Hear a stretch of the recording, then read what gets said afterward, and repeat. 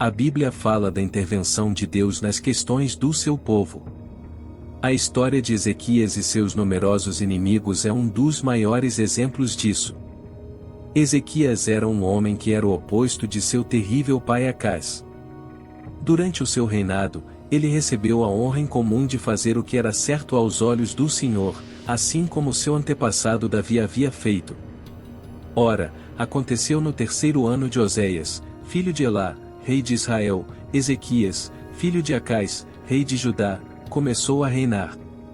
Tinha 25 anos quando começou a reinar, e reinou 29 anos em Jerusalém. O nome de sua mãe era Abi, filha de Zacarias. Ezequias fez o que era reto aos olhos do Senhor, de acordo com tudo o que Davi, seu pai, tinha feito. 2 Reis capítulo 18 e versos 1 a 3. Ezequias foi um dos poucos reis que aboliu os altos lugares de adoração e idolatria. Ele também derrubou os postes idólatras de Azerá. Além disso, ele destruiu a cobra de bronze que Moisés criou séculos antes, que era conhecida como Neusta, que significa coisa de bronze. Números 21 e versos 8 a 9. O Senhor disse a Moisés: faça uma cobra e coloque-a num poste, qualquer um que for mordido poderá olhar para ela e viver. Então Moisés fez uma cobra de bronze e colocou-a num poste. Então, quando alguém era mordido por uma cobra e olhava para a cobra de bronze, vivia. Que pena que esse objeto que Deus havia usado para libertar seu povo, tivesse se tornado uma fonte de adoração. Como um rei que se manteve à parte e acima dos outros reis de Judá, em sua adesão aos mandamentos de Deus. 2 Reis 18 e versos 6 a 16. E o Senhor estava com Ezequias, ele teve sucesso por onde quer que fosse. E ele se rebelou contra o rei da Assíria, e recusou-se a servi-lo. Ele derrotou os filisteus até Gaza, a cidade mais distante e suas fronteiras. Ora, no 4º ano do rei Ezequias, que era o 7º de Oséias, filho de Elá, rei de Israel, Salmaneser, rei da Assíria, subiu contra Samaria e a sitiou. 3 anos eles a cercaram. No ano 6º de Ezequias, que foi o ano 9º de Oséias, rei de Israel, Samaria foi tomada. Abor, o rio da cidade de Gozã, e nas cidades dos Medos, porque não obedeceram à voz do Senhor seu Deus, mas quebraram a sua aliança, tudo o que Moisés, servo do Senhor, tinha ordenado a eles. No 14º ano do rei Ezequias, Senaqueribe, rei da Assíria, subiu contra todas as cidades fortificadas de Judá, exceto Jerusalém, e as capturou. Então Ezequias, rei de Judá, enviou uma mensagem ao rei da Assíria, em Laquis, dizendo: eu errei, retire-se de mim, tudo o que você me impuser, eu suportarei. Assim, o rei da Assíria impôs a Ezequias, rei de Judá, um tributo de 300 talentos de prata, e 30 talentos de ouro. Ezequias deu-lhe toda a prata que se achava na casa do templo do Senhor, e nos tesouros do palácio do rei. Naquele tempo, Ezequias cortou as molduras de ouro das portas do templo do Senhor, e dos umbrais que ele havia revestido, e as deu ao rei da Assíria. Senaqueribe, sucessor de Salmaneser, conquistador de Israel, era o rei assírio que Ezequias enfrentaria. Infelizmente para Judá, as coisas não saíram como planejado. Senaqueribe atacou e conquistou todas as cidades fortificadas de Judá, deixando apenas Jerusalém. E nesse ponto, Ezequias pôde ter concluído que havia calculado mal a situação. Ele admitiu a Senaqueribe: eu fiz algo errado, e ofereceu um resgate para evitar que seu povo sofresse o mesmo destino de Israel. A demanda foi enorme, e Ezequias enviou toda a prata e ouro que conseguiu encontrar, até mesmo arrebatando o ouro do templo. No entanto, as coisas estavam prestes a piorar. Deus cercaria os assírios ao redor de Jerusalém para colocar a fé de Ezequias à prova, e para demonstrar seu grande poder ao seu povo. Senaqueribe não achava que o resgate de Ezequias era suficiente, ou estava procurando um motivo para atacar Jerusalém, e completar de qualquer maneira sua conquista de Judá, porque o rei assírio enviou uma delegação e um enorme exército a Jerusalém para exigir a rendição da cidade. Então o rei da Assíria enviou Tartã, e os Rabsares e o Rabsaque, seus mais altos oficiais, com um grande exército, de Laquis ao rei Ezequias em Jerusalém. Eles subiram e vieram para Jerusalém, e quando chegaram, eles estavam junto ao aqueduto do tanque superior, que está na estrada do campo do Fuller.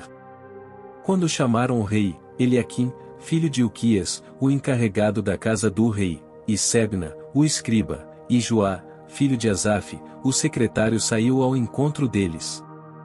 Eles queriam entregar isso pessoalmente ao rei, mas tiveram que se contentar em falar com a delegação de Ezequias. Então o Rabsaque lhes disse: digam a Ezequias, assim diz o grande rei, o rei da Assíria, qual é a razão desta confiança que vocês têm? Vocês dizem, mas são apenas palavras vazias. Tenho conselho e poder para a guerra. Agora, em quem você confia, para se rebelar contra mim? Agora preste atenção, você está confiando no Egito, naquele bastão de cana esmagada. Se um homem se apoiar nele, ele apenas entrará em sua mão e o perfurará. Então, é Faraó, rei do Egito, para todos os que nele confiam e contam.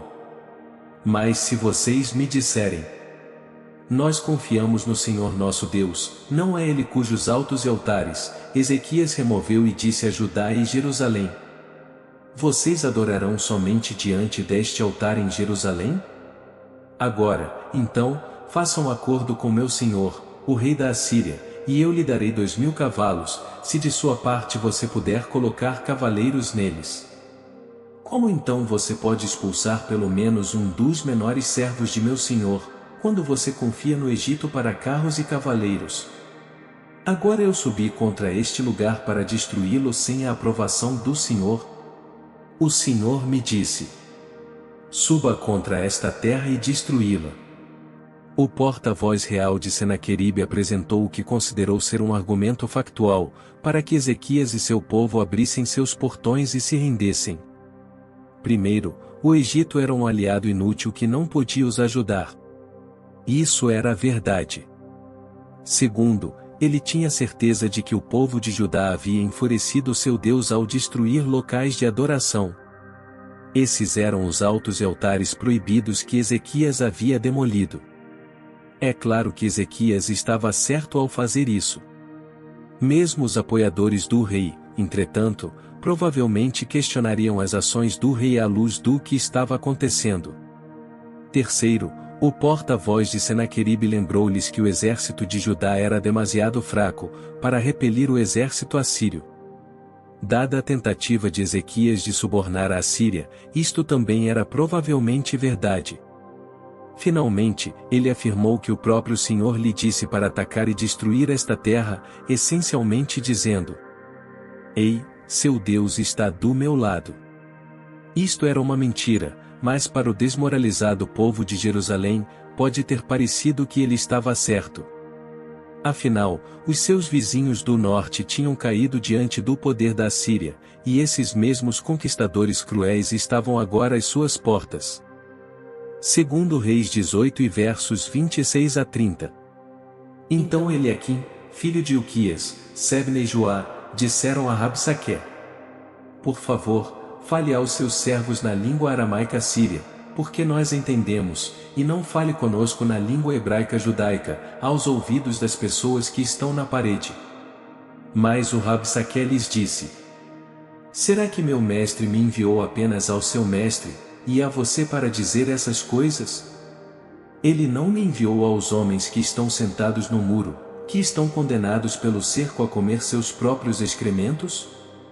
E bebem a própria urina junto com você? Então o Rabsaque se levantou e gritou em alta voz em hebraico judaico: ouçam a palavra do grande rei, o rei da Assíria. Assim diz o rei: não deixem que Ezequias os engane, pois ele não poderá livrar vocês de minhas mãos, nem deixe que Ezequias os faça confiar no Senhor, dizendo: o Senhor certamente nos livrará, e esta cidade de Jerusalém não será entregue nas mãos do rei da Assíria. O pedido dos 3 homens para que as negociações fossem conduzidas em aramaico e não em hebraico, tinha como objetivo proteger os ouvintes no muro das ameaças, mas o porta-voz não se preocupou. Ele queria que todos tivessem medo do ultimato do seu rei. Ele até os ameaçou em hebraico, da maneira mais repulsiva que se possa imaginar. Depois advertiu o povo para não acreditar em nenhuma promessa que Ezequias fizesse sobre o Senhor aparecer para salvar eles. Por quanto tempo o povo de Judá continuaria a confiar no seu rei à luz desta ameaça? Segundo Reis 18 e versos 31 e 32. Não deis ouvidos a Ezequias, pois assim diz o rei da Assíria: renda-se a mim e venha ao meu encontro, e cada um coma da sua própria videira e da sua figueira, e cada um beba as águas do seu próprio poço. Até que eu venha e os leve para uma terra como a sua terra, uma terra de cereais e de vinho novo, uma terra de pão e de vinhas, uma terra de oliveiras e de mel, para que vivam e não morram. Ouçam Ezequias quando ele os engana e incita, dizendo: o Senhor nos resgatará. O porta-voz de Senaqueribe ofereceu ao povo paz e prosperidade, em vez de sofrimento e fome, em troca de sua rendição. Essas palavras podem ter soado atraentes para o povo de Jerusalém, que estavam prestes a ser sitiados e isolados do resto do mundo. Os assírios também declararam inequivocamente que a deportação seria para uma terra semelhante à sua, isso fazia parte do acordo. Ele lhes prometeu uma terra de grãos e vinho novo, oliveiras e mel. Da mesma forma, Satanás tenta os crentes com ofertas atraentes, mas o pecado nunca cumpre todas as suas promessas. Segundo Reis 18 e versos 33 a 37. Algum dos deuses das nações já resgatou sua terra das mãos do rei da Assíria? Onde estão os deuses de Ramate e Arpade em Aram? Onde estão os deuses de Sefarvaim, Rene e Ivá, no vale de Eufrates? Será que eles livraram Samaria das minhas mãos? Quem dentre todos os deuses das terras livrou suas terras das minhas mãos, para que o Senhor resgatasse Jerusalém das minhas mãos? Mas o povo ficou em silêncio e não lhe respondeu, porque o rei havia ordenado: não responda a ele.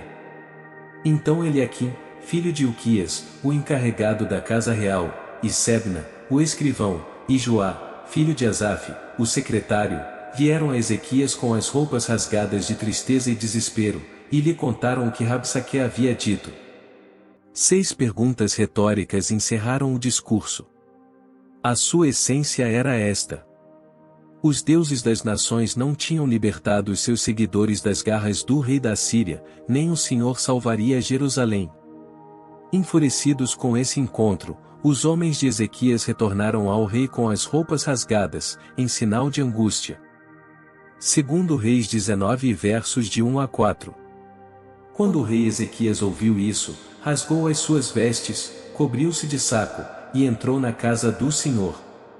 Então enviou Eliaquim, o encarregado de sua casa, Sebna, o escriba, e os anciãos dos sacerdotes, coberto de saco, ao profeta Isaías, filho de Amós. Eles lhe disseram: assim diz Ezequias. Este é um dia de angústia e ansiedade, de castigo e humilhação, porque as crianças chegaram ao momento de seu nascimento, e lá não há força para resgatar nenhum deles. Pode ser que o Senhor teu Deus ouça todas as palavras de Rabsaque, a quem o seu senhor, o rei da Assíria, enviou para insultar e desafiar o Deus vivo, e repreenda as palavras que o Senhor teu Deus ouviu. Uma oração pelo remanescente de seu povo que resta em Judá. Quando o rei Ezequias ouviu o relato deles, ele fez a mesma coisa que seus homens fizeram. Ele rasgou suas roupas de tristeza. Ele devia estar se perguntando como uma mudança tão terrível, afinal, ele havia sido obediente a Deus, havia renovado a adoração de Judá, havia seguido as instruções do Senhor. Ele havia prosperado anteriormente como resultado da providência de Deus, mas Deus estava muito silencioso naquele momento. A história serve como um bom lembrete de que a fidelidade a Deus não o protege de todas as adversidades.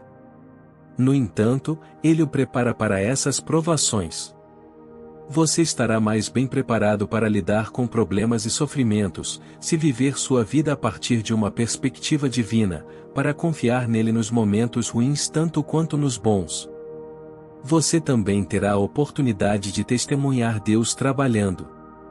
O rei Ezequias entrou no templo do Senhor para adorar, apesar da sua angústia. Além disso, ele fez algo que muitos de seus antecessores não fizeram. Ele enviou uma delegação vestida de saco para buscar uma palavra do Senhor por meio do profeta Isaías. Eles explicaram ao profeta de Deus a terrível situação de Judá, e lhe informaram que o líder assírio tinha vindo para zombar do Deus vivo. Segundo Reis 19 versos 5 a 7. Então os servos do rei Ezequias foram ter com Isaías. Isaías lhes disse: Diga isto ao seu senhor, assim diz o Senhor, não tenha medo por causa das palavras que você ouviu, com as quais os servos do rei da Assíria me insultou. Eis que porei nele um espírito, para que ouça um boato e volte para a sua terra. E farei com que ele caia a espada na sua própria terra. Isaías já sabia tudo sobre isso. Porque Deus já sabia de tudo. Como resultado, ele deu aos servos uma mensagem para Ezequias que começava com a ordem: não tenha medo. Este comando aparece frequentemente na Bíblia. É a maneira de Deus acalmar o seu povo, incutindo confiança neles e assegurando que tenho tudo sob controle. Vocês podem confiar em mim. O Senhor não apenas ouviu as palavras blasfemas do lacaio do rei assírio, mas também planejou responder a elas. Em vez de derrotar Jerusalém, o rei Senaqueribe retornaria à sua terra e morreria pela espada. Segundo Reis 19 versos 8 a 13. Então o Rabsaque voltou e encontrou o rei da Assíria lutando contra Libna, uma cidade fortificada de Judá, pois ele tinha ouvido falar que o rei havia deixado Laquis. Quando o rei os ouviu dizer a respeito de Tiraca, rei da Etiópia: Eis que ele veio para fazer guerra contra vocês, ele enviou novamente mensageiros a Ezequias, dizendo: Fale isto a Ezequias, rei de Judá. Não deixe que o seu Deus, em quem você confia, o engane, dizendo: Jerusalém não será entregue ao rei da Assíria. Ouça, você já ouviu o que os reis assírios fizeram com todas as terras, destruindo-as completamente. Por que pensa então que você será poupado? Os deuses das nações que meus antepassados destruíram porventura os resgataram? Gozã e Arã da Mesopotâmia, e Rezep, e o povo do Éden que está em Telassar? Onde está o rei de Amate, o rei de Arpad do norte da Síria, o rei da cidade de Sefarvaim, e Rená, e Ivá? O porta-voz real de Senaqueribe provavelmente estava acampado nas muralhas de Jerusalém, esperando uma resposta de Ezequias, quando chegou a notícia de que o rei havia retirado seu exército de Laquis, e estava lutando em Libna, que ficava a 40 quilômetros a sudoeste de Jerusalém. Senaqueribe ouviu dizer que o rei Tirhacá de Cuxi estava se preparando para lutar contra ele, o que fez com que o rei assírio desviasse sua atenção de Jerusalém pelo que ele pensava ser apenas um curto período de tempo. Senaqueribe garantiu que Ezequias soubesse que retornaria, repetindo as ameaças, feito por seu subordinado anteriormente. Segundo Reis 19 versos 14 a 19. Ezequias recebeu a carta das mãos dos mensageiros e leu. Depois subiu à casa do Senhor e a estendeu diante do Senhor. Ezequias orou diante do Senhor e disse: Ó Senhor, Deus de Israel, que está entronizado acima dos querubins da arca no templo, Tu és o Deus, só Tu, de todos os reinos da terra. Tu fizeste os céus e a terra. Ó Senhor, inclina o teu ouvido e ouve, Senhor, abra os olhos e veja, ouça as palavras insultuosas de Senaqueribe, que ele enviou para insultar e desafiar o Deus vivo. É verdade, Senhor, que os reis assírios devastaram as nações e suas terras, e lançaram seus deuses em um fogo, pois eles não eram deuses reais, mas apenas obra das mãos dos homens, madeira e pedra, para que pudessem destruí-los. Agora, ó Senhor nosso Deus, por favor, nos salva de sua mão, para que reinos da terra possam saber sem qualquer dúvida que só tu, ó Senhor, és Deus. Quando leu a carta de Senaqueribe, Ezequias não rasgou as roupas em agonia. Ele a levou ao templo, expondo diante de Deus e orou. Ezequias começou: Senhor Deus de Israel, entronizado entre os querubins, reconhecendo sua submissão ao Rei Divino. Ele então lembrou a Deus de um relacionamento especial com Israel, em oposição aos relacionamentos ostensivos entre os povos conquistados, e os falsos deuses das nações derrotadas pela Assíria. Ele estava ciente de que nenhum dos deuses das nações havia libertado seu povo, porque eles foram criados por mãos humanas e não tinham poder. Mas o Senhor não é assim. Ele não é uma criação do homem, ele é o Criador do homem. Ele criou os céus e a terra. A carta de Senaqueribe foi vista por Ezequias como um ataque ao caráter de Deus, e ele implorou a Deus que justificasse a si mesmo e a seu povo. Ezequias estava lembrando-lhe que atender ao seu pedido traria grande glória a Deus. Esta oração serve de modelo para os crentes que estão em perigo. Segundo Reis 19 versos 20 a 28. Então Isaías, filho de Amós, enviou uma mensagem a Ezequias, dizendo: Assim diz o Senhor, o Deus de Israel, ouvi a tua oração feita a mim, a respeito de Senaqueribe, rei da Assíria. A virgem filha de Sião te desprezou e zombou de você, a filha de Jerusalém balançou a cabeça atrás de você. De quem você insultou e blasfemou? Contra quem você levantou sua voz e levantou arrogantemente seus olhos? Contra o Santo de Israel. Através de seus mensageiros vocês zombaram e desafiaram o Senhor, e disseram com orgulho: Com meus muitos carros subi às alturas das montanhas, aos lugares mais remotos do Líbano, cortei seus altos cedros e seus melhores ciprestes. Entrei no seu alojamento mais distante, na sua floresta mais densa. Cavei poços e bebi águas estrangeiras, e com a planta dos meus pés sequei todos os rios do Baixo Nilo do Egito. Você não ouviu? Pergunta o Deus de Israel. Há muito tempo eu fiz isso, desde os tempos antigos eu planejei isso. Agora eu fiz acontecer que você, rei da Assíria, fosse meu instrumento para transformar cidades fortificadas em montões de ruínas. Portanto, seus habitantes ficaram impotentes, foram abatidos em espírito e envergonhados, eram como plantas do campo, a erva verde, como a grama dos telhados é queimada antes de crescer. Mas eu, o Senhor, conheço o teu assento, ó Senaqueribe, a tua saída, a tua entrada, e o teu furor contra mim. Põe o gancho em seu nariz, e meu freio em seus lábios, e eu o levarei de volta à Síria pelo caminho por onde você veio. Deus ouviu Ezequias e reagiu a ele mais uma vez por meio de Isaías. Senaqueribe é ridicularizado em sua resposta poética, que exalta o governo soberano de Deus sobre as nações.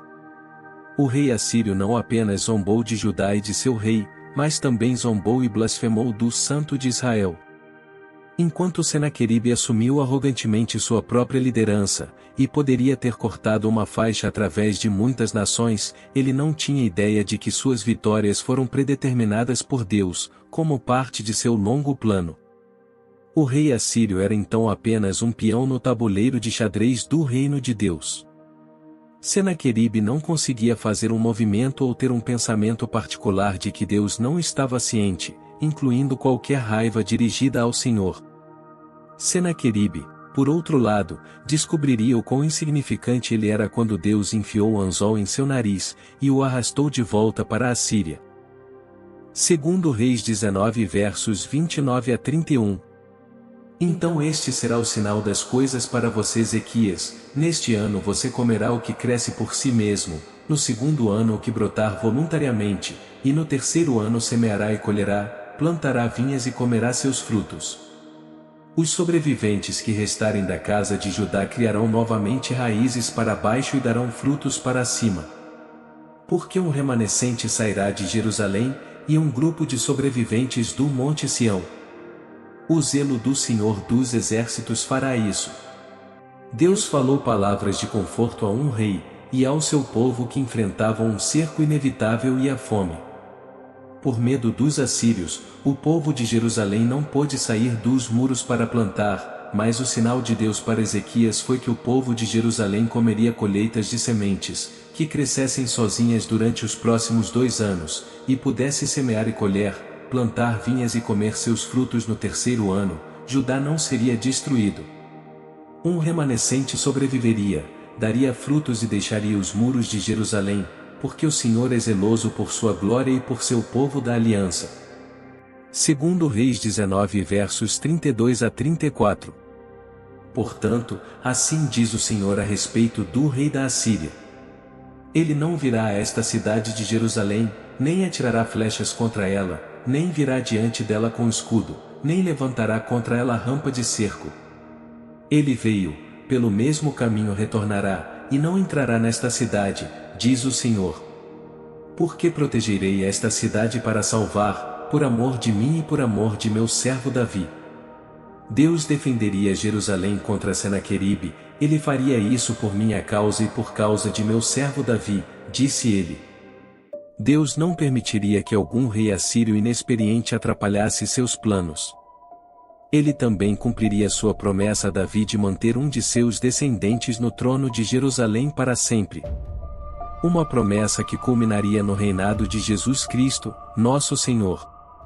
Então aconteceu naquela noite que o anjo do Senhor saiu e feriu 185.000 homens no acampamento dos assírios. Quando os sobreviventes se levantaram de manhã cedo, eis que todos os 185.000 deles estavam mortos. Então Senaqueribe, rei da Assíria, partiu e voltou para casa, e foi morar em Nínive. Aconteceu que, enquanto ele estava adorando na casa de Nisroque, seu deus, seus filhos Adrameleque e Sarezer o matou com uma espada, e eles escaparam para a terra de Ararate, e Esaradom, seu filho, tornou-se rei em seu lugar. Bastou um golpe do anjo do Senhor para livrar Ezequias de seu inimigo. 185.000 soldados assírios foram mortos num instante. Senaqueribe foi repentinamente forçado a voltar para casa sem seu exército. Mais tarde, enquanto adorava no templo de seu deus, Nisroque, seus próprios filhos o assassinaram. O rei assírio, assim como o filisteu Golias, zombou do Senhor por não ter protegido Jerusalém, mas no final, o Deus de Senaqueribe foi incapaz de proteger seu devotado discípulo, mesmo em seu próprio templo. Mas e você? Que tipo de problema está te afligindo e te deixando tão triste e preocupado? Lembre-se, nosso Deus dará ordens aos seus santos anjos ao seu respeito, para que você não tropece com seus pés em pedras. Tome posse agora mesmo dessa palavra, e veja o grande livramento do Senhor na sua vida.